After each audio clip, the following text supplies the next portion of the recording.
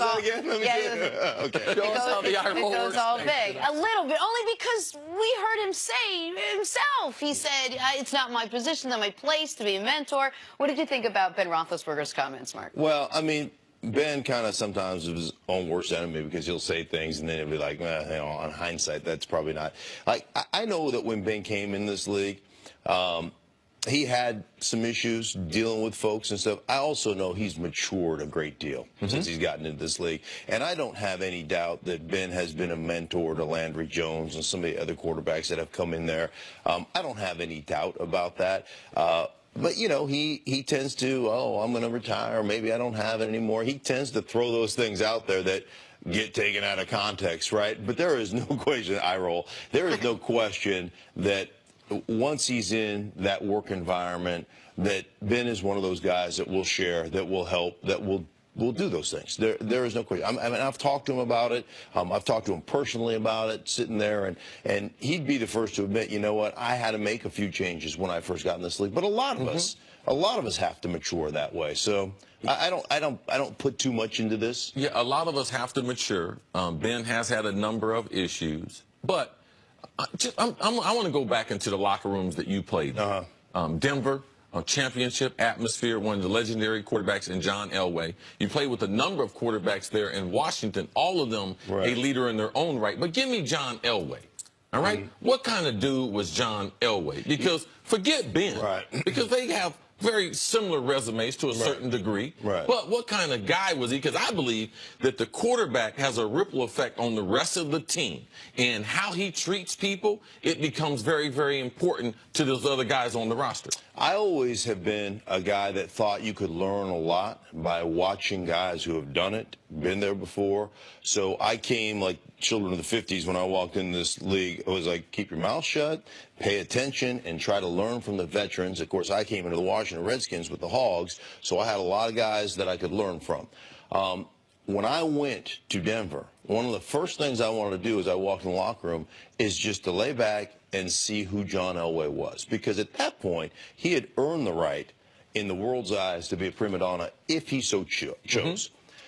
John didn't miss a workout, ran with the team when they were asked to run, did everything the team was asked to do. He showed up, he was on time, he was in the meetings, he did all those things. And there is no question he was a consummate professional, and there's no question he bonded with the younger players, bonded with the younger quarterbacks, and helped them along the way. Now, he's John Elway. He's not worried about losing his job. Ben Roethlisberger is not worried about Mason Rudolph or anybody else coming and taking his job. So I think when you get into the environment, you're going to be a great mentor in that case. I want to stay on the Elway point for a second. Was the backup quarterback there Gary Kubiak? Kubiak was, but then Kubiak became the coordinator. Kubiak became the quarterback coach and the coordinator. And then Elway hired Kubiak to be his head coach. Like, that's it. I obviously wasn't in the locker room. That's building some great relationships. I would tell you they had a pretty good relationship because he was his backup. And then eventually when Elway's the president of the Broncos, he makes Kubiak the head coach of the Broncos. Here's the thing.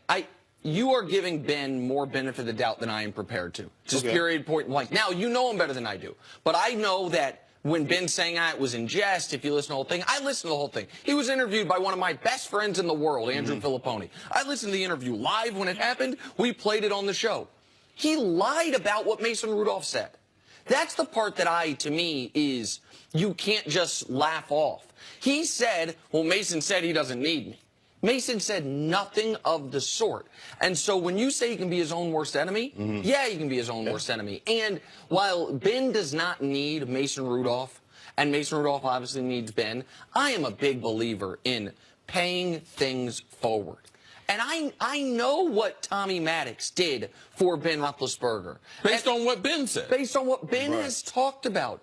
And I think one of the reasons you are the person you are today, and you are the person you are today, and I hope to be the person like one day, is you look at people who are in positions of power, people you looked up to, and the way they extended a hand. I don't know how the Hogs treated you, but they must have taught you some things, because you went from being a damn near undrafted guy to being a three-time Super Bowl champion. I know when you've talked about the wide receiver in Philly when you first got there, Mike Quick, those things. there is, to me, just a human responsibility to do unto others, not to sound biblical.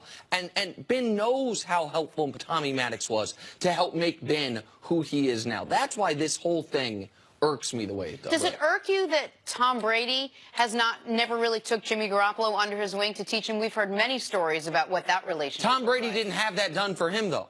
That wasn't Tom Brady's so only experience. if it was done to you, you do it to others? It's more so. It's more, and Tom Brady wasn't going out of his way to undercut Jimmy G. Well, let me tell you something. We just heard about the Jimmy G stuff.